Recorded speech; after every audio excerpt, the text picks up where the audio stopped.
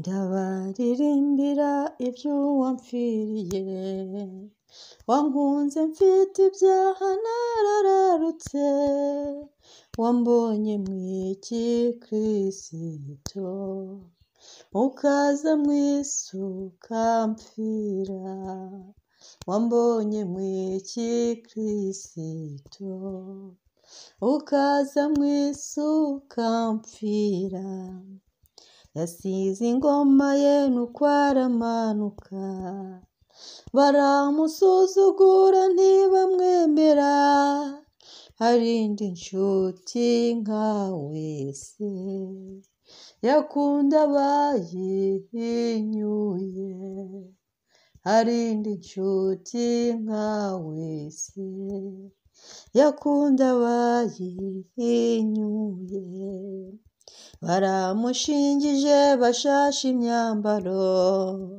ngo hozana hahirwa umwami Kristo, bukeye barahinduka, bati nabambwe nabambwe, bukeye barahinduka, bati nabambwe nabambwe, bafashe umwami ubwo baramuhemura, bakiza umwambuzi babamba Kristo, ibyara byihanganira, ngo abone uko aducungura, ibyara byihanganira, ngo abone uko aducungura.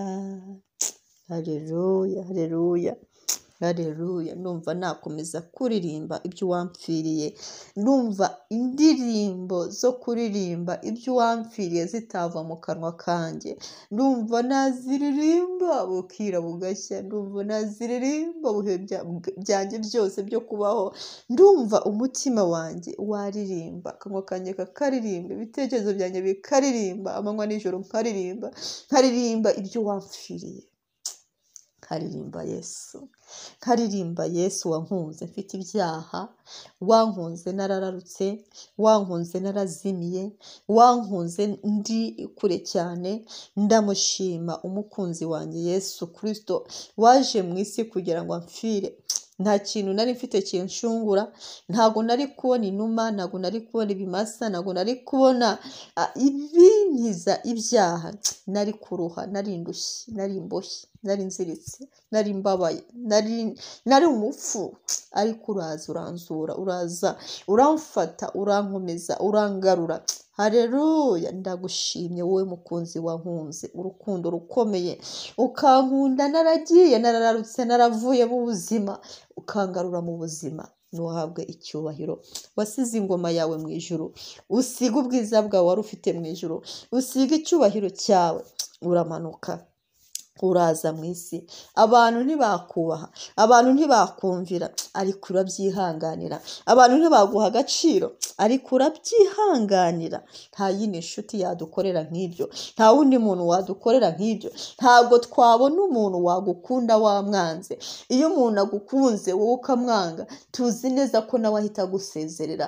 Tuzi neza ko nta muntu ku isi uri capable yo gukunda umuntu wamusuzuguye, uri capable yo gukunda umuntu wamupinze, uri capable yo gukunda umuntu wamuvuze, uri capable yo gukunda umuntu umugambanira. Ariko wowe Kristo, barakugambaniye urabakunda, baragusebeje urabakunda, baragusuzuguye urabakunda, bakwihishemo urabimenya ko bakwihishamo ariko urabakunda. Babandi bakwakiriye bakaguhimbaza, bakakuvuga neza, wari ubizi neza ko ari indyarya, urakomeza urabakunda. Nyuma baza no kukugambanira, ariko urakomeza urabakunda. Ese hari inshuti imeze nkawe twabona muri ubu buzima? Hari umuntu umeze nkawe twabona muri ubu buzima wakunda abantu bamuhinyuye, wakunda abantu bamwanze? Nta yindi nshuti, ni wowe wenyine Kristo wabishoboye, ni wowe wenyine Kristo wabishoboye, ni wowe wenyine Kristo wabishoboye, ni wowe wenyine Kristo wabishoboye.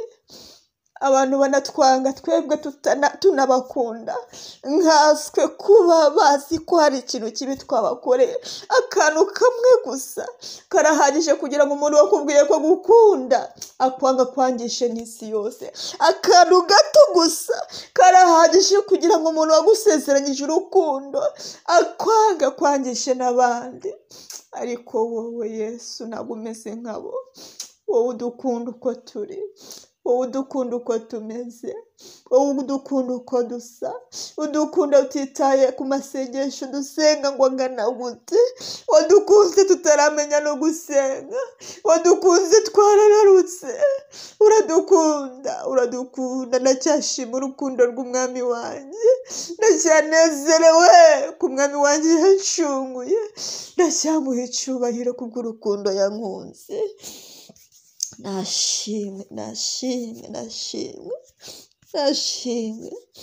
Nashimwe byageze aho abantu bakunda umwambuzi,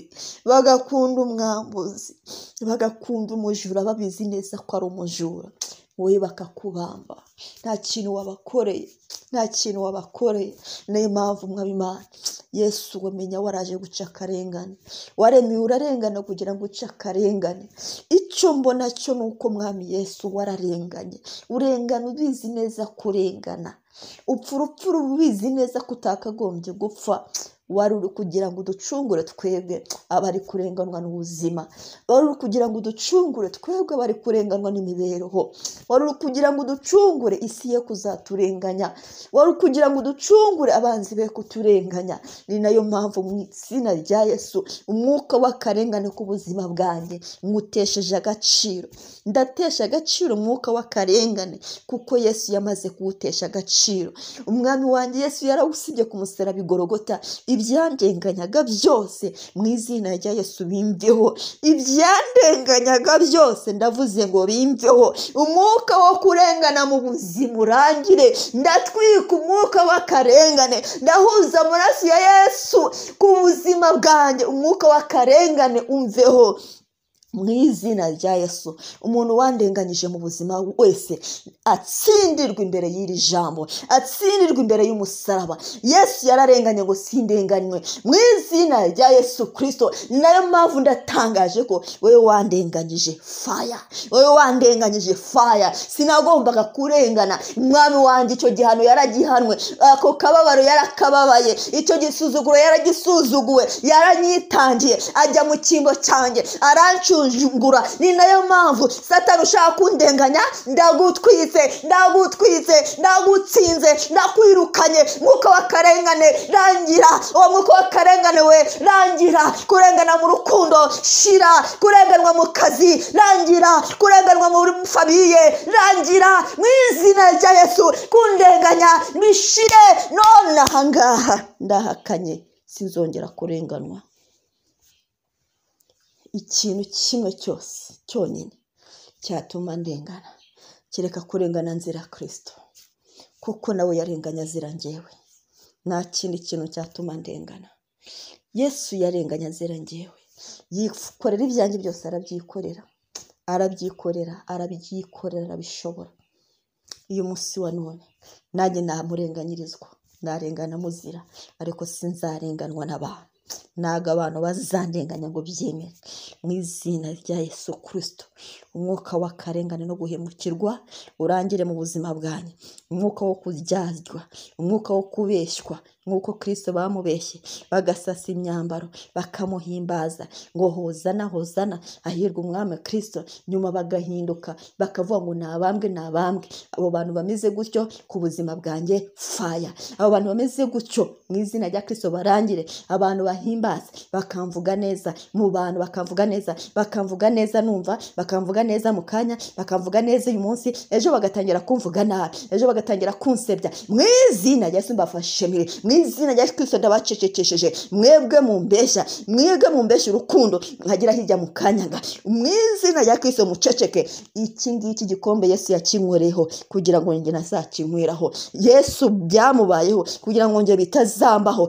Mu izina rya Yesu Kristo niba unkunze urankunda ubuzima bwawe bwose, niba unyemera uranyemera ubuzima bwawe bwose. Niko bimeze umwami wanjye nibyaze gushimangira. Aho naho badukunda umunota umwe, undi munota bakatwanga, ibyo turabihakanye, turabyanze mu izina Yesu, turabisibye. Ubwo buzima Yesu yaje kubukuraho, ubwo buzima Yesu yaje kubukuraho, izo njyajya Yesu yaje kuzitsembaho, umwami wacu Kristo yaje kudukuraho ubuzima bwo kutubeshya no kutujyajya mu izina rya Kristo Yesu. Yavuye mu ijuru aza mu isi, abura ahantu yarambika umusaya. Ahantu hose hari urusaku, ahantu hose hari abagome, ahantu hose nta mutima mwiza uhari, abura ahantu yaruhukira, ahura ahantu hazima ho kujya kugeza igihe yagiriye ku musaraba. Ni nayo mpamvu umwuka wo kunyangaza Yesu yawukuyeho mu izina rya Yesu. Imbaraga zishaka kumbuza uburuhukiro, imbaraga zishaka kumbuza kuruhuka, imbaraga zishaka kumbuza gutura, imbaraga zishaka kumbuza gushinga ibirenge byanjye ku butaka ngo ntuze ngire ubutunzi, ngire ibiva mu butaka, imigisha iva mu butaka ngingereho. Izo mbaraga Yesu yazifashe mbere, nanjye zifashe mbere mu izina rya Yesu Kristo. Hari imbaraga ziba zishaka kutuheza mu kirere nk'uko babikoreye Kristo, akabura aho aruhukira kugeza igihe amanikiwe mu kirere ku musaraba. Mu izina rya Yesu yarabyemeye, kuko yarazi ko njyewe adashaka ko bimbaho. Wa mwuka we udashaka ko ngira ahantu mpuriza, udashaka ko ngira ahantu nicara ngo ngubwe neza, ngira stabilite mu buzima, ngira amahoro mu buzima, wa mwuka we ndagutwitse, mujugunye amaraso ya Yesu, rangira mu izina rya Yesu. Imana ishimwe kwibohoye ubuzima bwanjye. Imana ishimwe kuko Yesu yaje kunshungura kandi yanshunguje urukundo rwe. Imana yanjye nihabwe icyubahiro. Haleluya. Umwami wacu Kristo nashimwe tumaze akarengane. We dusengana atuza akanwa kawe, umwami wawe akumaze akarengane. Birashoboka ko wari uri kurenganwa, mu kazi uri kurenganwa, ahantu uri kurenganwa, mu rugo bari kukurenganya, bari kugushinja ibyo utakoze, bari kukubeshyera ibintu ntuzi aho byaturutse, bari kukuvuga ntuzi iyo biva niyo bijya, bari kukwanga bakuziza ubusa. Umwami wawe uvuga ngo yaragucunguye, ibyo bintu wikureho. Uwo mwuka uvuga ngo urangire, amaraso ya Kristo urangize. Yesu yarakwitangiye ngo kubuza gufata mu izina rya Yesu. Ndagusengera ubu dusengana ubudasiba, uwo kuri resiterapete, ntuzongere kurengana, ntuzongere kugira umwuka w'umwangaro. Yesu yaraje abura aho ashyira ibirenge, abura aho aryama, abura aho yubaka, abura aho atura kugeza igihe yagereye ku musaraba. Kwari ukugira ngo bitazakubaho. Vuga ngo mu izina rya Yesu, umwuka wo kutabona aho nduhukira ntuve mu buzima bwanjye. Wature ko Yesu yaje kukwitangira mu izina rya Yesu. Ndagusengeye kugira ngo intsinzi ya Kristo ize mu buzima bwawe. Icyatumye Yesu ava mu ijuru akaza mu isi gikoreke ku buzima bwawe. Impamvu yamuzanye ibe manifeste mu mibereho yawe mu izina rya Kristo Yesu. Amen.